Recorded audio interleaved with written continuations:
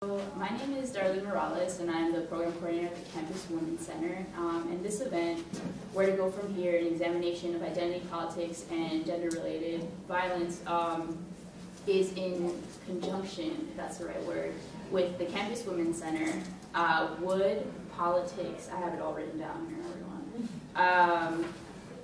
Okay. Campus Women's Center, the Willis L. Jones Leadership Center, the Association for Women in Communications, the Multicultural Student Center, Wood Society in Politics, and Communication Arts Student Association. So a lot of people are involved in this. And a little bit about them, we're just going to go down the list. For Communication Arts Students Association, this organization allows communication arts students to engage with their major through academic and professional events and meet fellow students in their field of study. Wood Society and Politics, Society and Politics Committee is a nonpartisan group of students who design programs that make it easy for people to talk, listen, and learn about the current events and challenges facing society. Their goal is to bring the issues into focus through dinners, discussions, speakers, special projects, volunteer work, and more. The Multicultural Student Center, the primary mission of the Multicultural Student Center is to collaborate, strengthen, and sustain an inclusive campus where all students, particularly students of color and other historically underserved students, are engaged and can realize an authentic Wisconsin experience. The Association for Women in Communications at UW-Madison is the student chapter of the National Professional AWC organization. AWC gives students interested in exploring job possibilities in communications field an opportunity to plan for their future.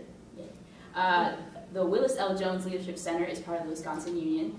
The goal for the WJLC is to inspire and prepare students to work in partnership with others to positively transform themselves, their peers, and their community. And lastly, the Campus Women's Center, their goal is to provide a variety of support services, educating the campus community on a number of women-centered issues, and serving as a resource and referral center for all students. We affirm and celebrate women's power to create social change by challenging and transforming institutions and relationships that oppress women. And a lot of organizations. Told you I had to drink water before I said that. So first and foremost, I'd like to thank everyone on behalf of the Campus Women's Center and all the other orgs involved for coming here. Definitely thank you to all the panelists that I'm also about to introduce. Like I always say when I introduce bios, this is not representative of all of the amazingness that they've done before, just partially. So we're just gonna go probably in order, even though this is not in order in the way people are seated. From the left, for my left actually, Carmen Chavez is an associate professor in the Comm Arts department whose expertise is also in rhetoric, politics, and culture. Her scholarship is primarily informed by queer color theory and women of color feminism. Methodology, I can't even pronounce that, sorry. Based on methods, I'm just going to go with that. Yeah, with the O's, it's just the vowels, She's a rhetorical critic who variously utilizes textual and field-based methods. She is interested in social movement building, activist rhetoric, and coalitional politics, and her work emphasizes the rhetorical practices of groups marginalized within existing power structures. She also attends to rhetoric produced by powerful institutions and actors about marginalized folks in the systems that oppress them, immigration system, prisons, etc. In 2013, she published her first book, Queer Migration Politics, which examines coalition building at the intersections of queer and immigration politics in contemporary United States. She's also working on a new manuscript, AIDS Knows No Borders, which explores AIDS activism and organizing on the issue of immigration and within immigrant communities during what is often described as the height of AIDS pandemic in North America, 1981-1995. In the spring of 2012, she was a visiting scholar at the Center of Interdisciplinary Gender Studies at the University of Leeds in the United Kingdom. She's affiliate faculty in the Chicano and Latino Studies, Latino Studies, and Gender and Women's Studies at UW, and also helped to organize a comparative U.S. Studies CUS group on campus. She is the co-founder of the Queer Migration Research Network with the theme, I'm sorry, I can't pronounce the person's last name, but it's okay, which co-hosted an international symposium in Tucson, Arizona in October of 2012. Alongside her academic pursuits, she works with various grassroots social justice organization collective. She hosts 89.9's FM Wart's Lunch Hour program, a public affair, every Wednesday. All right. Continue on. Sara Mckinnon is an assistant professor in the Comm Arts department whose expertise is in rhetoric, politics, and culture. Her research and teaching is in the areas of intercultural rhetoric, globalization, transnational studies, legal rhetoric, and transnational feminist theory with expertise in critical, radical, qualitative, and performance-based methods and methodologies. Her current research bridges these areas to examine the gender discourse that has emerged in the institution of U.S. political asylum since the 1980 Refugee Act. In this project, she analyzes a range of gender and sex-related political asylum cases against public discourse concerning globalization, women's rights as human rights, displacement, migration, and sexual violence. Her goal is not only to identify what gender means in the U.S. asylum law, but to understand how the recognition of gender and gendered subjects as political serves U.S. national and international interests. Moving on. Dr. Sara Van Orman is the Executive Director of the University Health Services. She is board certified in both internal medicine and pediatrics. She came to UHS as Director of Clinical Services, and even after being named Executive Director, she has continued to see patients in the UHS primary care clinic. Van Orman is a strong believer that a student health clinic should support students in being successful academically as well as after graduation. As an undergraduate, Van Orman majored in physics. After graduation, she taught biology and physical science through Teach for America before entering medical school.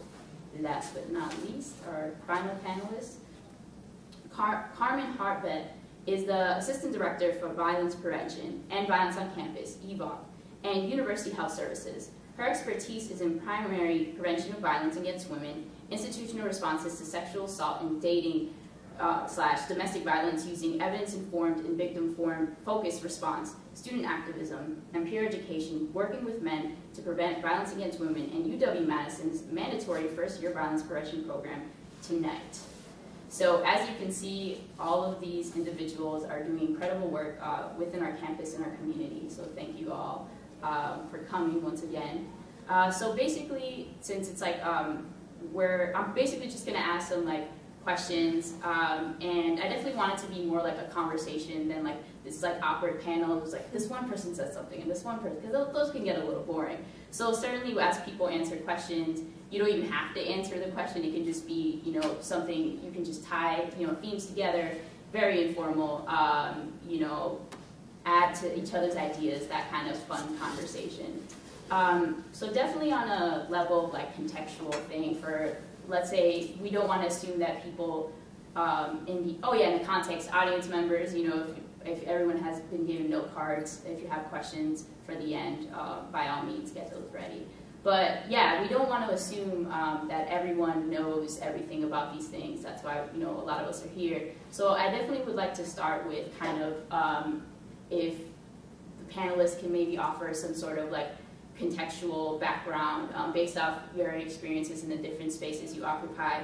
And kind of like my first general vague question is, how does the issue of gender-based violence play out on UW's campus, or even just like the community at large? So just a general kind of introductory for people who may not know as much as like other people, things like that. So if anyone wants to start, by all means, pass the imaginary mic.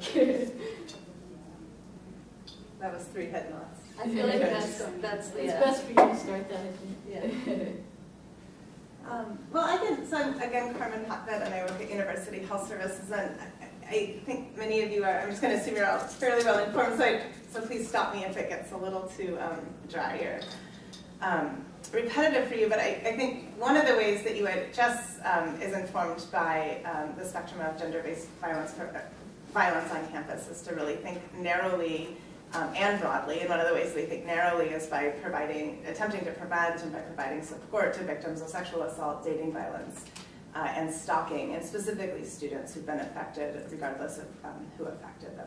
If it happened prior to coming to campus, or happened to them as their students on this institution.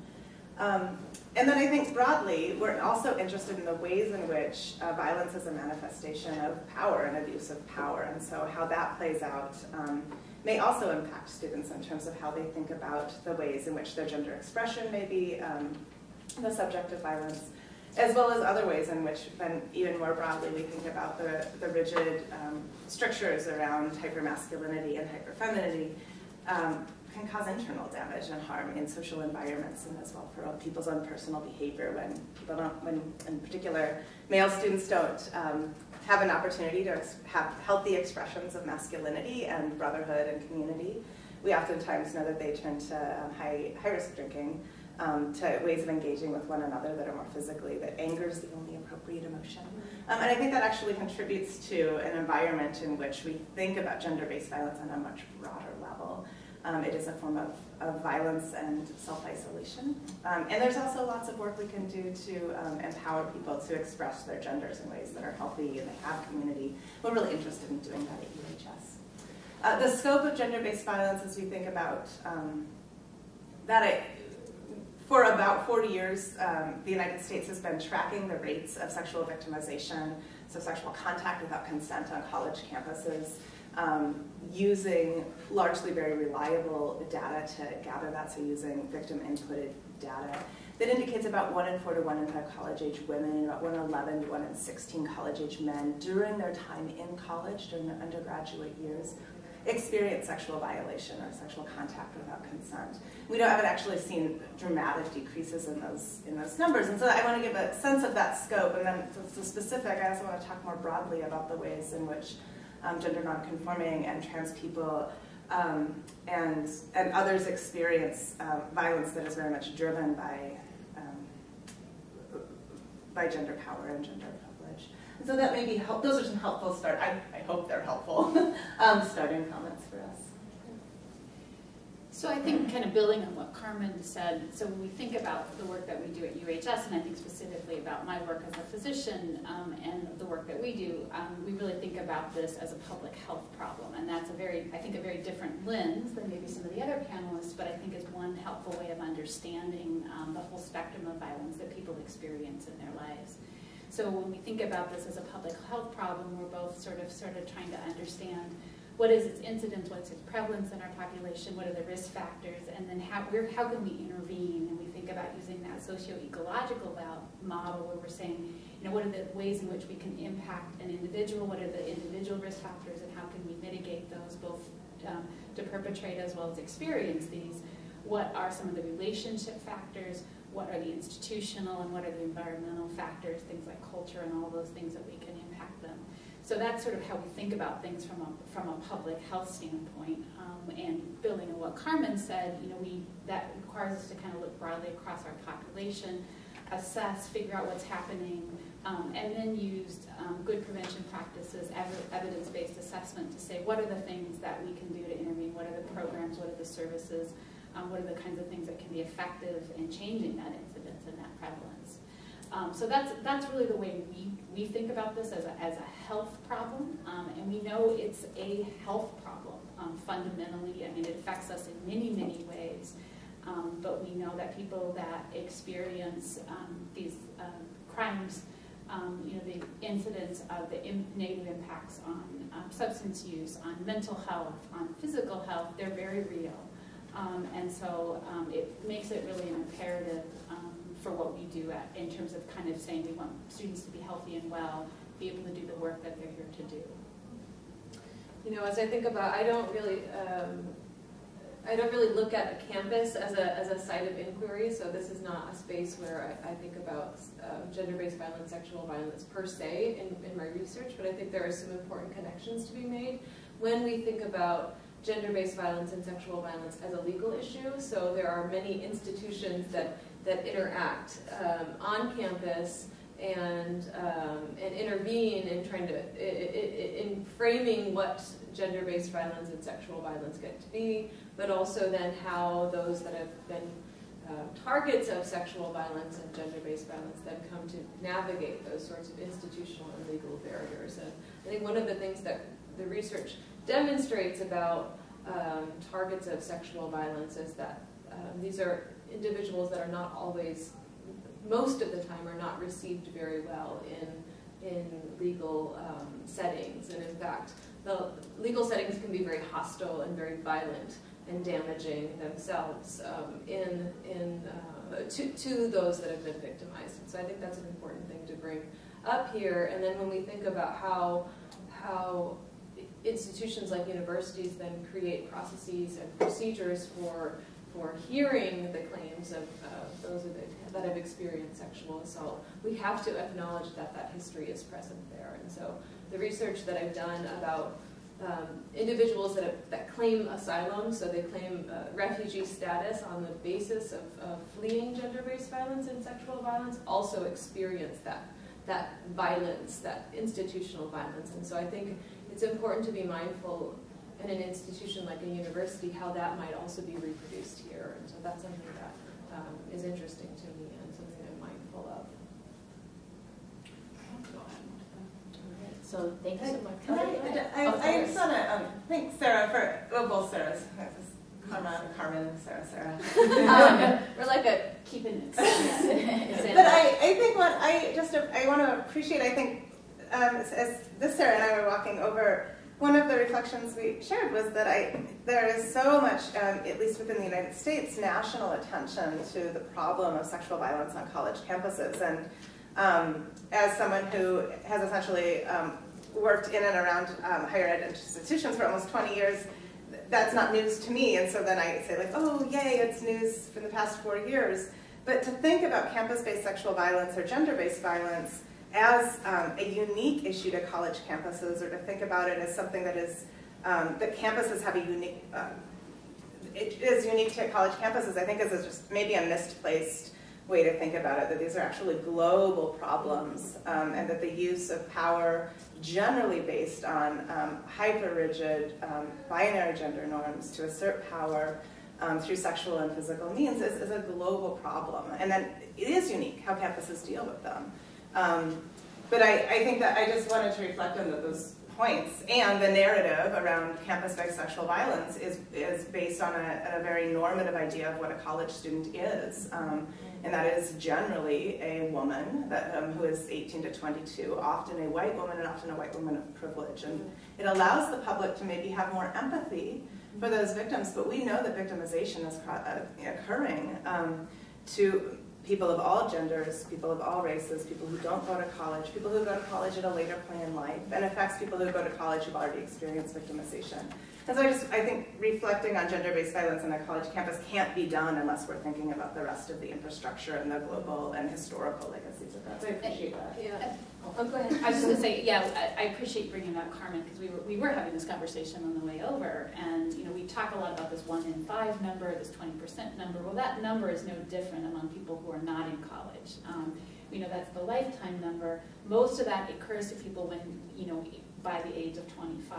And so that's really the risk factor for experiencing gender-based sexual violence. But you are right, it is really interesting, the conversation that we're having nationally about this. We have real opportunities on campuses to change culture, to address this, to make it better here. But we shouldn't forget that this is not something that's unique to college students and college populations. And in fact, it may actually be more common, and the avenues for redress are much less, actually, for many people who are not on campus. Yeah, and it also may, so while there has also been there's been a consolidation of interest at the state level to sexualized violence on college campuses, as there has been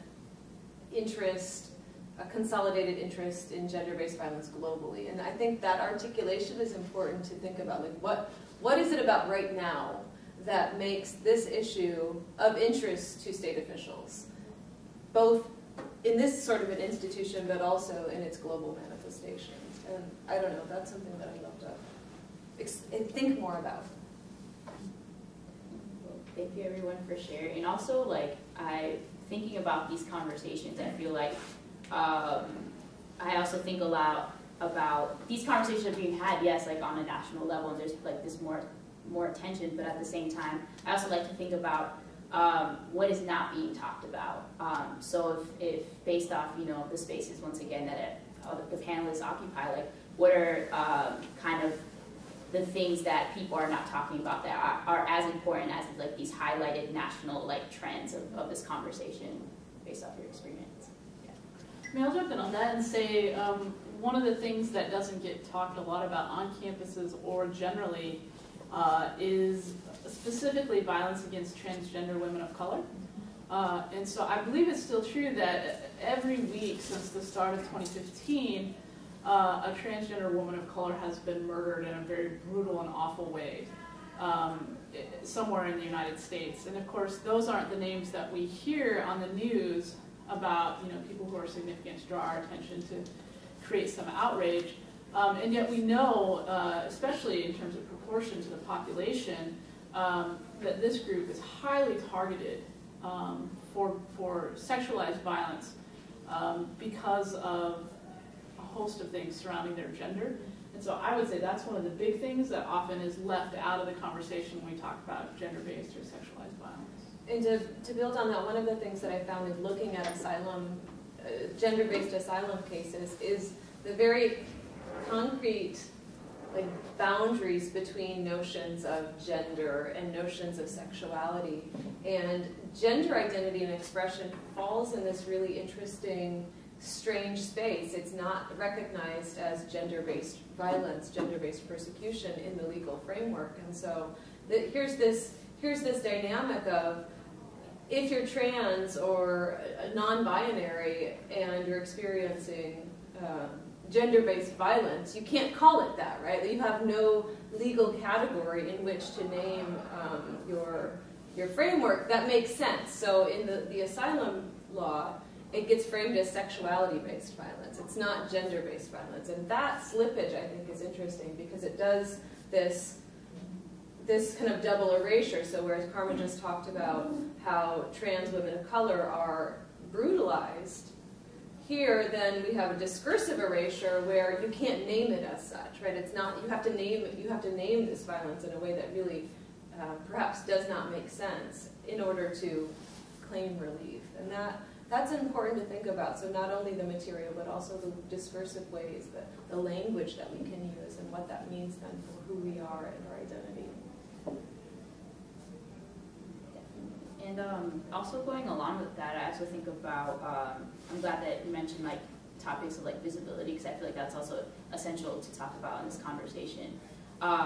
So, and I'm glad that, because like a lot of my questions are also thinking specifically in the context of like marginalized communities and like the lack of visibility. So and then since this conversation is also in connection with like tools of communication and things like that. So my general question is, how can we use kind of media spaces, whether that's like virtual or whatever, to bring about kind of visibility to these like marginalized communities that are high targets of violence. And so yeah. I think it's a tough question because whenever you're using something like a media campaign, let's say it's a video campaign, you're also dealing with the reservoir of familiar narratives that frame something like sexualized violence. So she's a slut, she's a whore, she deserved it, and I'm sure we could sit here and name all of the really familiar narratives. And so what do you do in relation to those narratives as you begin to build a campaign that gives audiences new ways of thinking about and understanding and knowing, but that also resonate, right? Because familiar narratives resonate, that's their power. And so how do you do that work of constructing new narratives that still resonate? And that's a challenging thing when these are really deep-seated messages that we've received all of our lives about what sexualized violence might mean about the person who's the target. I think that's a good point, and one of the ways I'm probably as guilty of this as anybody in kind of promoting this narrative. I guess I have concerns about how we're promoting this as a narrative about college students and the experience of people, you know, in these 4 years of their life. One of the things we don't talk about is what are people's experience of victimization before they come to college. We know that that's actually very common. It's very difficult for younger adolescents because of law and confidentiality and the way our sexual offender laws are set up and the reporting for those people, for younger women and men and trans individuals to get assistance at those younger times.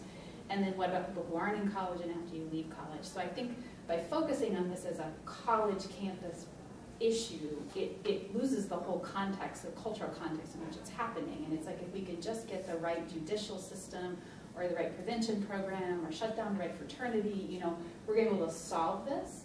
And I think that's a very narrow perspective.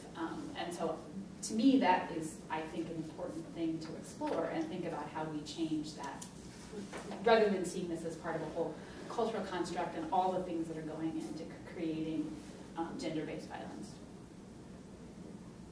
I think there's been some amazing work, some student-led work, some survivor-led work. Zerlina Maxwell, who's coming next week, speaking about her own rape victimization in a public forum and being told that if she had a gun, she could have prevented it, right?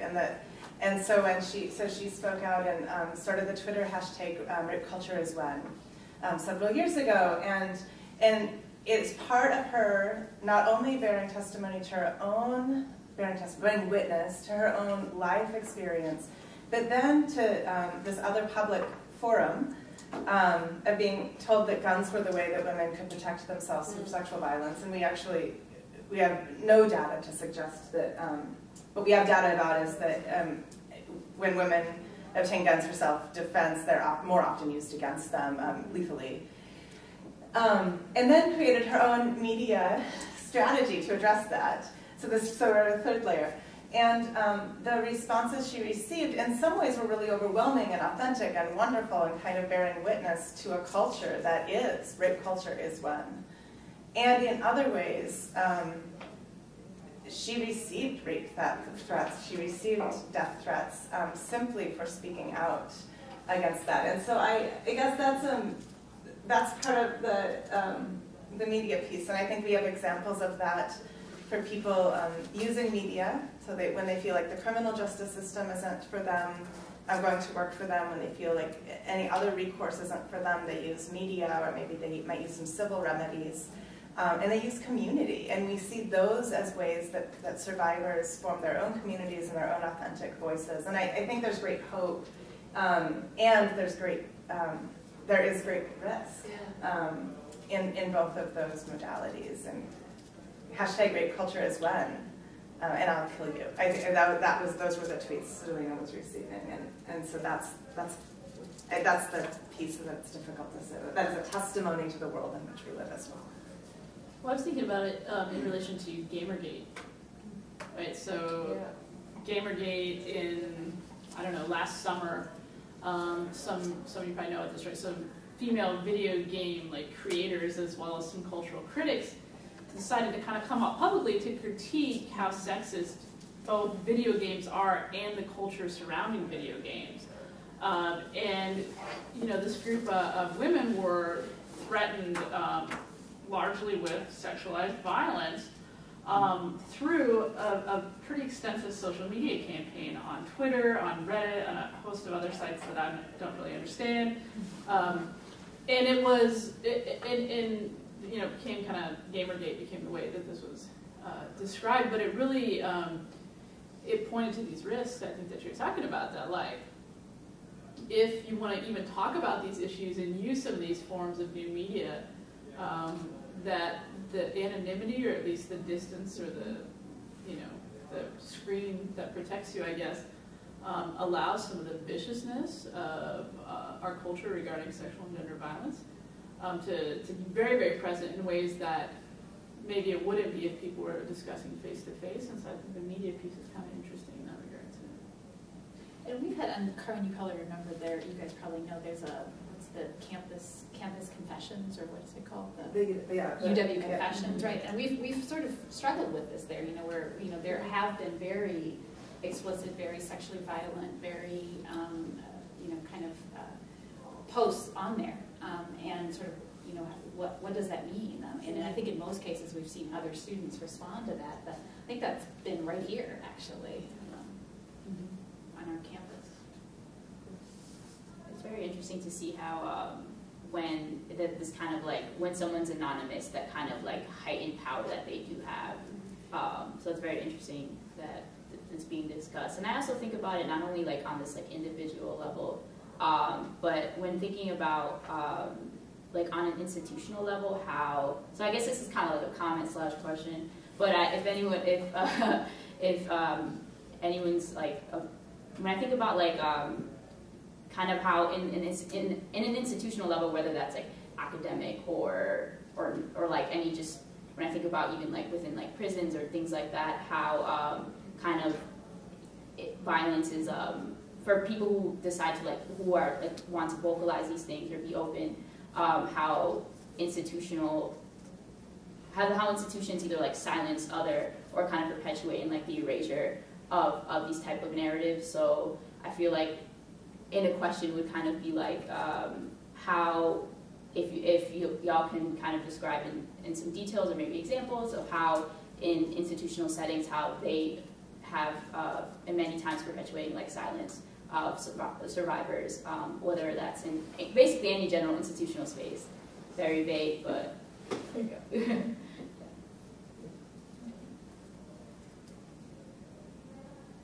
I think we can look easily to, and there's public news stories about this, of survivors who have been threatened with expulsion for publicly naming their perpetrator. To the extent that the Department of Education released a statement clearly and expressly prohibiting retaliation on the basis of someone's ability to file even an institutional complaint, to participate in their civil rights to an education. And so what does it mean to have been victimized, to have reported that victimization to your educational institution in an effort to maybe gain justice, but also maybe to gain some necessary accommodations to retain their educational opportunity, and then to be told by that institution that naming the alleged to the student newspaper would result in your dismissal from the institution, when in fact the accused or the perpetrator was not going to be held to a similar standard for a far more egregious act. And I would not even say that naming the perpetrator is an egregious act. So one of the things survivors have done is rallied with national lawmakers in order to ensure that victims have protection from retaliation from the institution. But it actually took the institution kind of breaking and replicating a kind of damage, a term we call institutional betrayal. But we see this play out not only on college campuses, but also in any other institution, whether that's the nonprofit infrastructure or the medical institution or legal recourses, or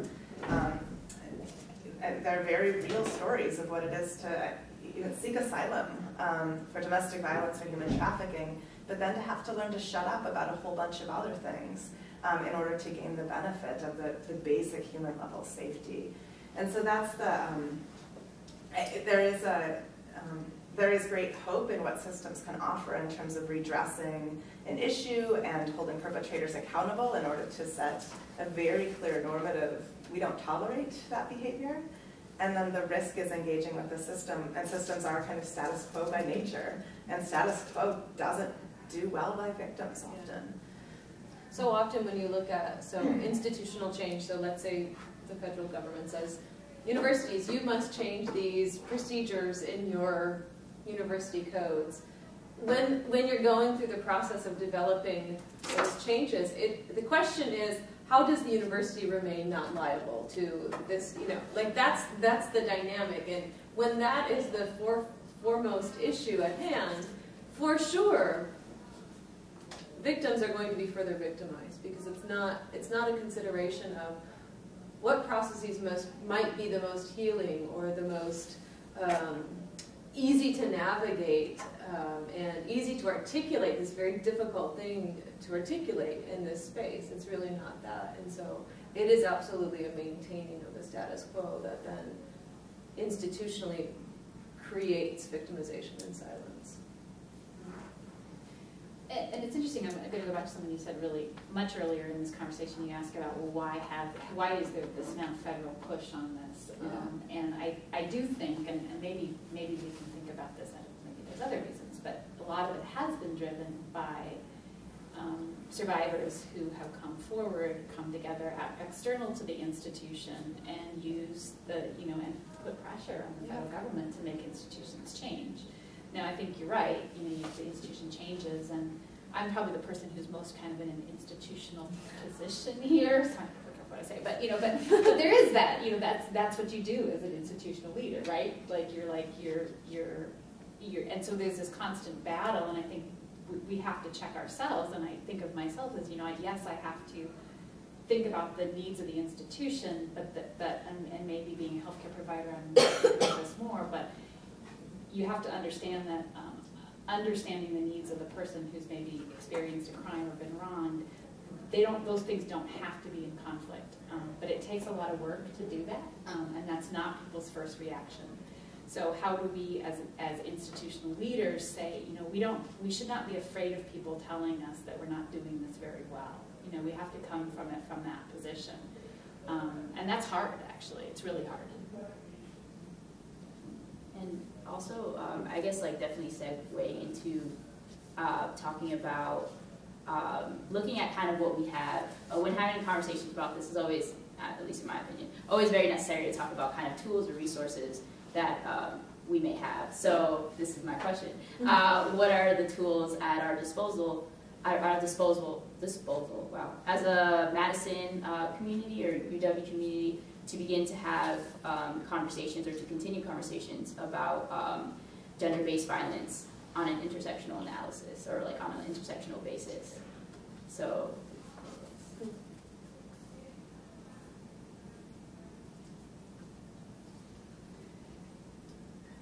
It's a very pragmatic question. Yeah. Stuff like this. I think absolutely stuff like this. I mean, so often it goes to who are you in conversation with, who is your community, and making sure that if this is an issue that matters to you, finding spaces where these are the conversations that are being had with an intersectional analysis for sure. And so, you know, I would imagine that student organizations are places where that might be happening in vibrant ways. And then classes perhaps are places where that's happening in vibrant ways. But in terms of resources, I'm a little bit out of sorts. I mean, one of the things I might add, I think there's something unique on this campus, which is there seems to be, at least from a faculty perspective, a good bit of collaboration among a number of the service-based entities on campus. So, for example, like the LGBT Campus Center and the Multicultural Student Center, on a lot of campuses, those are completely separate entities. And so if you're a LGBT person of color, you like have no place to go. But here there's a really concerted effort for the race and the LGBT kind of analysis or experience to be integrated. There's even the Crossroads Initiative, which is specifically designed for queer people of color to have a space on campus. And I know that both of those two entities also have a lot of overlap with other entities, probably with your offices. And so I feel like there are a number of places on campus where it might not be specifically about issues of violence, but who have a kind of analysis or are aware enough of the resources from a queer perspective or from a person of color perspective, for example, and could help direct you to the spaces that are really dealing with those issues directly. I don't know if that rings true from your end. I mean, I always know that when students come to me that have experienced sexual violence, your offices are this is where I send students, because I think it's important to, the care of the self is first and foremost, and so that's what you all are trained to do in important ways. I would agree. I think there's a fair amount of collaboration, and I think part of understanding the intersectionality is also just asking the question. I think so often when we think about an issue like sexual violence, we don't sort of say, well, this may impact different students in different ways. And so just kind of putting that foremost in our analysis of concerns and problems and saying, okay, this intersects with other issues and other forms of oppression, other forms of identity. And so how do we make that part of every conversation we have about it?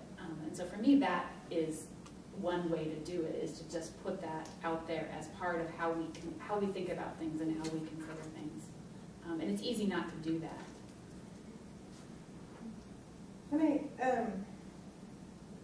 So I think I do want to talk about logistics, because it looks like I got it. So one of the things I've seen the campus do is invest far more into confidential support for victims that's victim-centered and trauma-informed, that lets the victim themselves navigate the next steps, that we've spent far more intentional energy in evidence-based prevention efforts, and that is a drop in the bucket, but those are dramatic steps. Holding perpetrators accountable and investigating due process. So those three things all have to work together. But I think, to echo some of these comments, this piece around really what does it mean to create a campus culture, a campus climate, and what does it mean to create those campus cultures and climates when we're all moving in and out of them. And we do that through the acknowledgement that though someone may be a victim of sexual violence, there are lots of other reasons to care about who they are as a person. And that we all walk in this world with our own traumas and our own junk and our own strengths. And so thinking about sexual violence as like this highly isolated, separate issue from someone's whole self is a way that I think we decrease empathy. And so one way that I think about intersectionality is even from, important to do so from perspectives of those who experience marginalization and systemic oppression, but also from this perspective of like, I grew up in Montana, and what was that like for me? And how does that influence who I am today, right? Like that's a huge part of who I am. But it's part of sharing who I am in this space, in this world. And so that's important to me. And I get to say what's important to me is growing up in Montana. And I think about so many people who experience sexual victimization, that their victimization isn't their highest emergency and isn't the like biggest identifier about them. And so as we do not only analysis, but in community building that addresses intersection, we acknowledge that people's own self-identities around intersection get to be those that they name. And just because the most obvious one to me about someone is X, doesn't mean it's the most obvious one to them. So I guess that's my campus culture piece. And I would be remiss to not give a shout out to, we do have some Tonight's Swag, which is the first year educational prevention program buttons, but there's also many confidential resources for survivors on campus as well as reporting options. And the distinction about what those two things have done has been something that I think we've worked very hard to clarify. And so there are a number of places that survivors can go who either want to report or want more information and support and want to report later or never at all. Information about that is available at the UHS website. So to give some time for some Q&A questions, I'll just ask one last question. So when having this conversation, I think a lot about just kind of like having this conversation in public spaces versus like private to your like friends and family members and things like that. So my question is, how can we take these type of conversations into our homes, into family, like within our families, whether that's like our family or children families, whatever. And so yeah, how can we take this conversation to those type of spaces in a way that can also get, you know, our own family members or like great friends or whatever knowledgeable of these type of issues?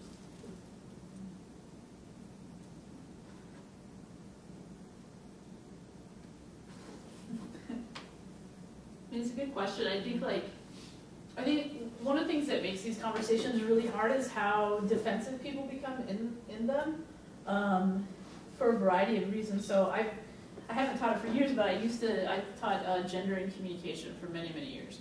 And I always like dreaded the day that we would have the sexual violence like conversations. And so it was like, how do you pitch it just perfectly in order not to put the guys on the defense, but also, because the other thing that would always happen in those classes is eventually, like, the first part of the class, women would always sort of, you know, be asserting their voices and, yeah, this is important, and yeah, you know, we should be talking about these issues. And then as soon as, like, a very strong male voice in the class would sort of strike out, all of a sudden the women would just backpedal on the conversation. You're right. Well, it's true. You know, women shouldn't cry wolf when it comes to these issues. You're right. Oh, and then just sort of silence. And that happened to me a couple of times when I initially taught these classes, and then I eventually knew I had to preview that before to say, so normally when we have this conversation, this is the dynamic that plays out, and so we're not going to let that dynamic play out, right? Okay, good. But I think it's about figuring out how to have a conversation that puts people on the defensive and also puts, I think, often women or people assigned female in a position that feels very uncomfortable. And so how to negotiate those spaces, which is very, very complicated. I think you can, a good way to start off, for me, a lot of times is thinking about the very mundane ways that violence happens in our lives that's very much gendered and very much about sexuality and very much about the way we, you know, identify our gender as well as express our gender. And so that can be a really nice starting point of just like how how do we move through our world, and what does that mean in terms of the moments that feel precarious or vulnerable or challenging? And so that sort of opening space can then allow for a deeper conversation about perhaps more severe forms of sexual and gendered violences. But, you know, slowly is the other thing I would say. That's something that I think it's not, yeah, take your time. Since 2005, I've been working with a class in the School of Social Work that is for fraternity men by fraternity men. And in our first years, we offered the course, and the whole curriculum was based on like men opposing violence. And so fraternity men would opt into the class and be like, what? So then we said, okay, we got to get some fraternity guys to come and like co-teach this class with us and co-lead the discussions. And what they said was, the reason I joined a fraternity is because I formed relationships with other men that were valuable and vulnerable to me. And there's a lot of other stuff that goes along with that, as in most all-male spaces. But there was something real and honorable about becoming a fraternity man. And that blew my mind open in a lot of ways. And they said, so what we need to do for the first third of the class is not talk about sexual violence and not even talk about gender, but actually just help men to have real conversations with one another that aren't over alcohol, that aren't about women, that aren't about sports, but about who we truly are as human beings. Because men get to grow up oftentimes, and gender is about women, and sexual orientation is about queer people, and race is about anybody who's not white. And for most of the men in the class who are male-bodied, male-expressing, white, sometimes privileged, sometimes not, their ability to talk about their identities has been washed out. And they're craving the ability to be authentic and to be real and to have conversations that are about gender and are about violence and are about wanting to be allies and be great and not stand up for the guy who's yelling rape jokes or doing creepy things in the back corner of the parties. But they don't know how to do that. And sometimes they don't know how to do that because they don't have relationships with one another that are meaningful.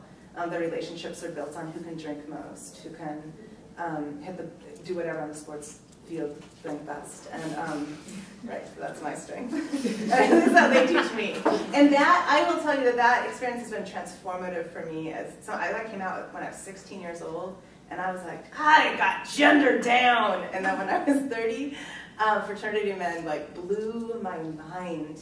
And they get a bad rap. And many fraternities do some really despicable things, but I would say many groups of men unchecked by outside, particularly white men, unchecked by their own privilege, do some egregious things. And men in fraternities who are intentional about their brotherhood have been transformative for me on this campus and have changed the way I think about them. And then I think about why, so the reason I do it is because we know that challenging men to have healthier expressions of masculinity reduces a risk factor not only for perpetration, but all the junk we all participate in that facilitates perpetration. Rape doesn't happen in a world where people, rape happens more often in worlds where people laugh at rape jokes, where women get paid less for the same work, right? All those microaggressions serve as a really nice foundation, because when those things can go by, and the next thing can go by the time it gets to sexualized violence and murder, our senses are worn down.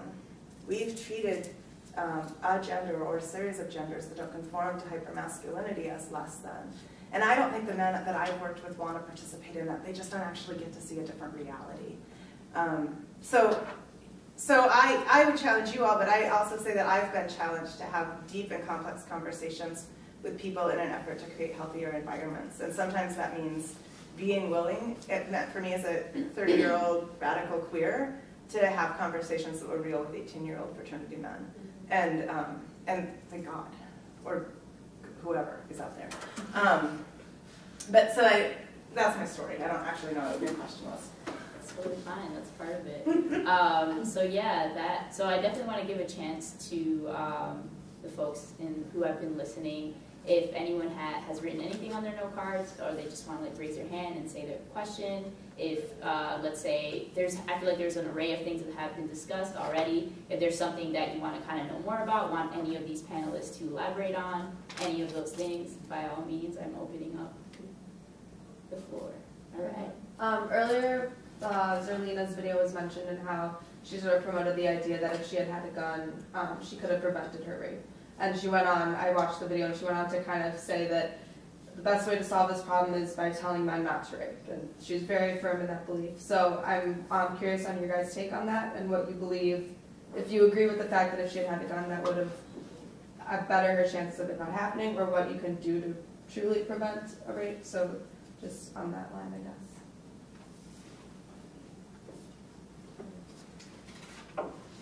So I'll just answer the question strictly from what we know from an evidence public health standpoint, and that is owning a gun puts you as, you know, it's more likely that the gun's going to be used against you than you're going to be able to use that gun to protect yourself. That having more guns in our society leads to more people experiencing gun violence. So I haven't seen the video, so I'm not just speaking from that perspective. From that perspective, you know, I think absolutely we want to give people the tools to defend themselves physically. I would never take that tool away from somebody, but I think from a solving sexualized violence, we know that's just probably not going to work. It's not effective. I'm curious what the other panelists think, because I have some other perspectives on how we. There's some really interesting ways and things we need to explore about people who. So, for example, we know people who experience one episode in victimization. One of the greatest risk factors for experiencing victimization in your life is having experienced it previously. And so, one of the things I think that we haven't talked much about, but we really need to think about is. When people experience an episode of victimization, particularly as a child or as an adolescent, how do we help that person move through that, recover from that, repair from that, so that they aren't at risk for being victimized later in their life? Because we know that's a very real statistic, actually, and a real experience for a lot of people. And so that's a really complex issue, and I'm not going to go too much into it. So absolutely, men need to be told not to rape, but that's happening. That's really just focusing on an individual level, right? It's not putting it into the whole context of in which that happens, which is that individual, the relationship, and the social and cultural aspects. So, I would say that I feel like that to me doesn't address rape culture and how sexual violence is about power and what that dynamic of power says about cultural dynamics. And so I would parallel that message with a question about how we go about making systemic change, how we change rape culture, because it's pervasive and it is about power. It's a great sound clip, right? It works for Fox News. Yeah. It's not a holistic prevention strategy, but so a couple of things we know. First-time perpetration is less likely to happen when any person, but men in particular, have more empathy for survivors, and they have the skills to respond. So not only have the empathy, like, well, oh, that was that maybe hard for you, but also have skills to kind of listen without taking action, to listen and bear witness to someone's experience. We know from a community level perspective that when first-time perpetration is also reduced, when people clearly understand respect and consent, and they understand not consent from a line of like, how many beers until she's too like drunk, right? But like consent from a perspective of how do I respect someone's body and integrity and autonomy enough to get that this is like, we're cool to kiss, but she's giving me some signs and they might be nonverbals, and I'm going to be cool with that because I actually respect her inherently as a human being. So understanding that. Skills around navigation, and understanding how to fight fair and not how to fight inequitably in relationships. How to resolve conflict, not only with friends, but with intimate partners. And then finally, we also know that some assertiveness skills, so financial assertiveness skills, We have very limited evidence around campus sexual assault prevention being effective if you do self-defense. We have very limited evidence that says that works. And we also know that it's okay to gain skills in assertiveness and confidence, to take up space, to learn to feel entitled to space, and for people to have skills around sexual assertiveness. I'm into this, I'm maybe into that, totally not into that. And I know how to communicate about it. And that's like bigger than sexual assault, right? That's about like who you are as a person and what you like, or reducing STI transmission risk as well. So being sexually assertive and communicatively assertive, that those are some individual level factors that reduce the prevalence of first-time perpetration.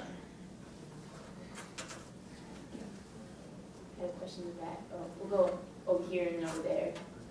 Okay, so I was just wondering, like, it's really hard for like victims to like find justice for like sexual assault, and just wondering like, how the legal framework itself, like within rape culture, like plays into that. Like, how hard is it to prove rape in that legal sense? Yeah, I mean, if you, the legal framework is it's set up to, you know, I think a number of things come into play. So what is the burden of proof? And so often the burden of proof in rape cases is like clear and convincing, which is, you know, it's hard to prove that something is clear and convincing. So you have these legal standards that make it very challenging for someone to demonstrate to a judge and a jury that beyond a shadow of a doubt, yes, this is what happened, right? So that's one aspect of it.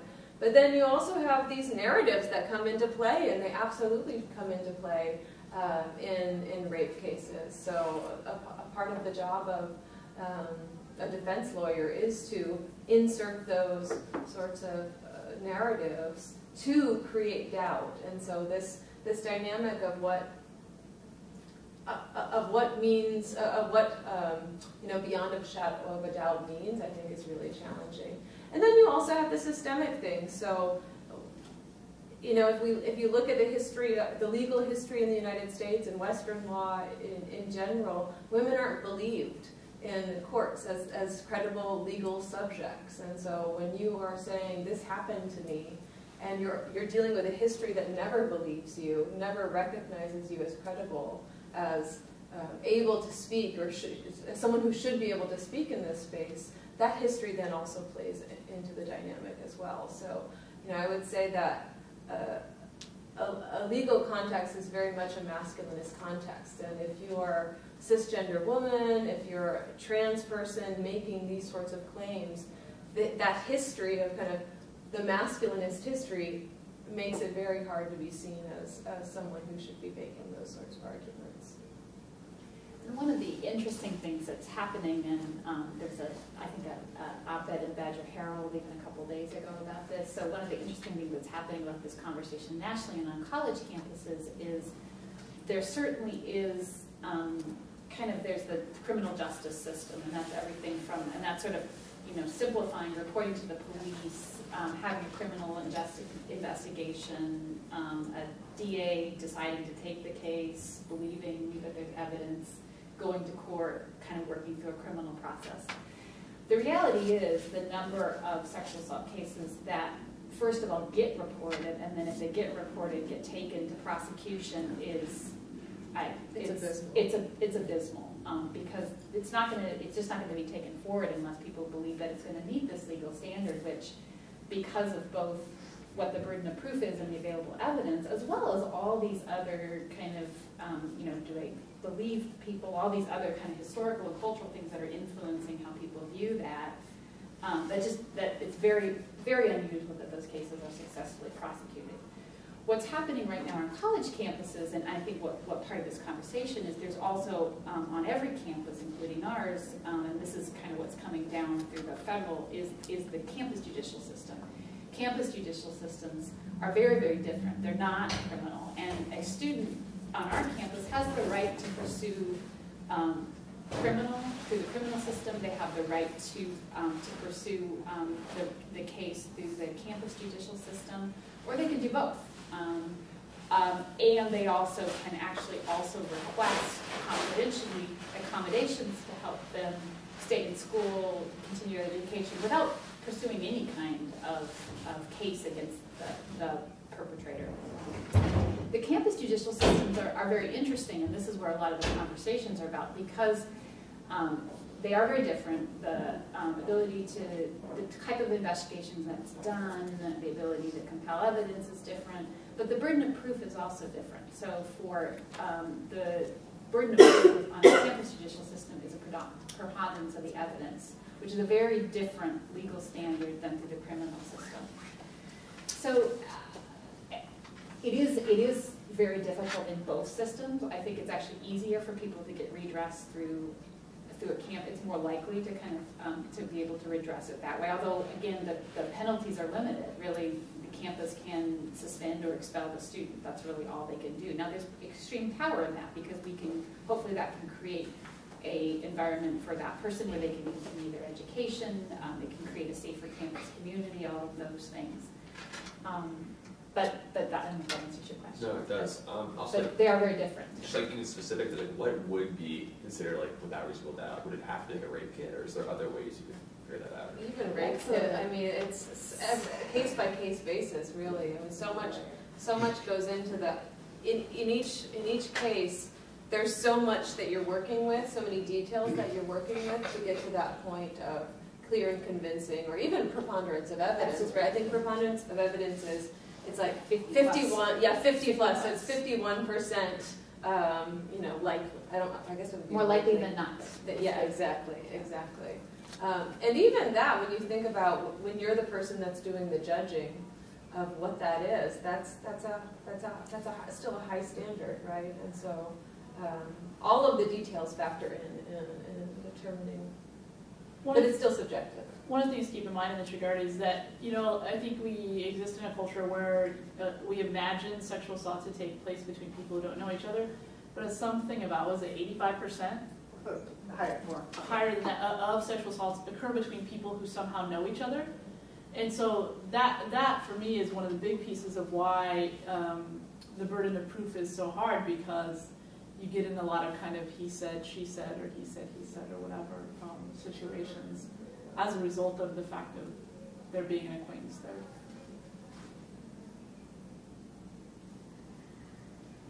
You had a question in the back there. Yeah, so Darline asked you guys about kind of private conversations about sexual assault, and I was just wondering kind of about public conversations. So obviously one of the biggest conversations happening in the media right now is Rolling Stone and their UVA story. And since there are multiple journalism students in this room and media professors, I was just wondering, where do you think that conversation is going to go next, and how can future newsmakers kind of improve upon what Rolling Stone arguably didn't do very well at? That's a great question. I mean, one of the things that I haven't followed the case super closely, but it seems to me that more than an issue about sexual assault, that's an issue of poor journalism on the part of the reporter from Rolling Stone. And so I think it seems, as far as I've read, that a lot of people agree that something terrible happened to this young person, but the corroboration of sources and a lot of the things that normally you would do as a journalist to ensure that your story was pretty airtight, especially a story with this much gravity, just wasn't done on the part of the Rolling Stone. So in some ways it's that kind of issue, but what it feeds into, of course, is a whole, you know, we know very few people ever report a sexual assault that didn't happen. Like, statistically we know that that's true. Yet what gains high media profile is always cases where someone, it turns out they weren't assaulted as they say they were. And so I think it feeds into that broader culture of not believing someone when they say they've been assaulted. There was a really good follow-up piece, actually. Was it in the Chronicle, I think, that really kind of broke down the reporting on that. So if you're a journalism student, I would really encourage you to look for that. I can try to send you the link. The Columbia School of Journalism put out some. I don't know if you saw it. Yeah, it was quite well done. I think the other thing that's troubling about that report, or why it maybe got written, is, you know, people, you know, that's the narrative about college rape that we want to hear, right? It's this egregious, outrageous event, you know, where it's you know, it's very clear cut. It was almost so horrible that, you know, that wouldn't happen to me or that couldn't happen to me. So I think there were a lot of things about it that fed into kind of what we wanted to think about what's actually happening. The reality is it's a lot more. They're people who know each other. It's not as, you know, that's not what most of the circumstances are. That doesn't mean it's not any more real or sexual or any less of an assault. But I think that's why that story got picked up. Is, you know, it was I was like, oh my gosh, you know, it was very exciting to read and fed into what we wanted to believe happens. I also think, so if we think about sexual violence as a public health issue, then we don't need to rely on individual narratives and be exploitative about individual narratives in order to tell the story of the costs of sexual violence. And one of the most concerning things in the Rolling Stone fallout was that an individual employed by the institution linked up the reporter and the victim. And as budding journalists, don't ask for it. We're not going to provide it to you. It violates my code of ethics as a victim advocate to do that. It puts a victim in a very vulnerable place. And what happens if you write for a newspaper that then turns around and publishes something else the next day after you've built trust with the victim? So there's power in human stories, and there are victims who are willing to tell their stories publicly, who usually have support people and have worked through how they're going to manage it. But journalism should not be exploitative, first and foremost. And I think that that's, at the core for me, was that the entire story of campus sexual violence got told through one person's story in a way that I think can be avoided entirely in good journalism, and still tell people's story. This isn't theory. Like, these are people's lives. And I think that that's an important piece, and I want to be careful and sensitive to that. So do we have one last question? Anybody else before we wrap up? Looks good. All right. Well, thank you for all of the panelists. Give like a brief round of applause. That's awesome. Thank you everyone for coming. That's all, folks. You know.